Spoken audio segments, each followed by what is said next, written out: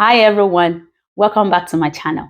On this episode, I'll be providing answers to a question that I received in my mailbox.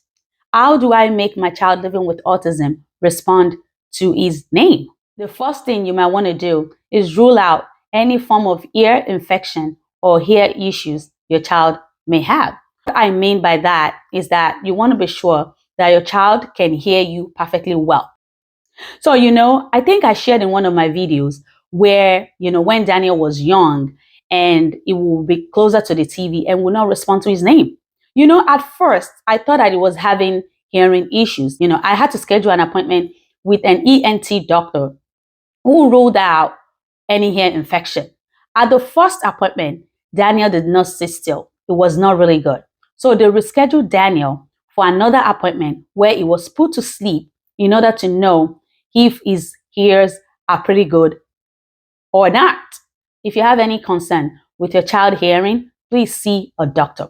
Now, let me share some of the strategies that I've used and have worked for me over time. Let's get started. If you're new here, welcome to Unlocking Minds on Autism. So the first strategy, that I've tried and has really worked for me is reducing distractions. What do I mean by that? As we know, children with autism have difficulties filtering distractions and noises in their environment, and therefore making it harder for them to focus on their name. When Daniel was younger, I will make sure that I reduce the noise in our home to the barest minimum because I want him to respond to his name. I want him to know that I am calling on his name. So I will reduce all noises to the barest minimum that he can hear his name perfectly well. That has worked for me. The number 2 tip I'll be sharing with you is using a consistent and clear cue. What I mean by that is that you don't want to get your child confused about their names. For example, when Daniel was younger, I called his full name Daniel, not Danny. No form of nickname at all. I used his full name, and the reason was that I did not want Daniel to get confused with his name.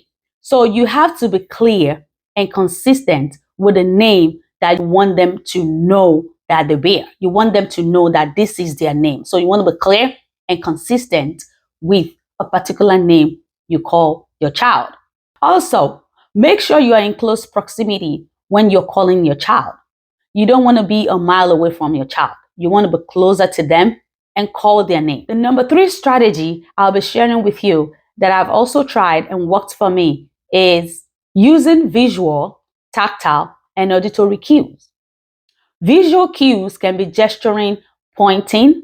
Tactile cues can be you moving closer to your child and tapping him or her on the shoulder while you call his or her name. An auditory cue could be any form of noise. Either you clap or you make a sound with your mouth. Your child will take a look at you when you make those sounds. Now, every child is different. Some will respond better with visual cues, some will respond better with tactile, and some with auditory cues. So please make sure you know which one is best for your child. For Daniel, the tactile cue worked perfectly well for him. I will go close to him and tap him on his shoulder 2 times and call Daniel. It will take a look at me for a second and continue with what it's doing. The next tip I'll be sharing with you is pair their name with positive reinforcement. Our children with autism like positive reinforcement. For example, when you call their name and you offer something, they are able to pair it together that anytime I hear my name, mom or dad is providing me with something. So it's very good for you to pair their name with a positive reinforcement. That helps them to respond more to their names. I hope this was helpful to you. Please like, share, and subscribe to my YouTube channel. Until I see you in my next video, thank you for being here. Bye-bye.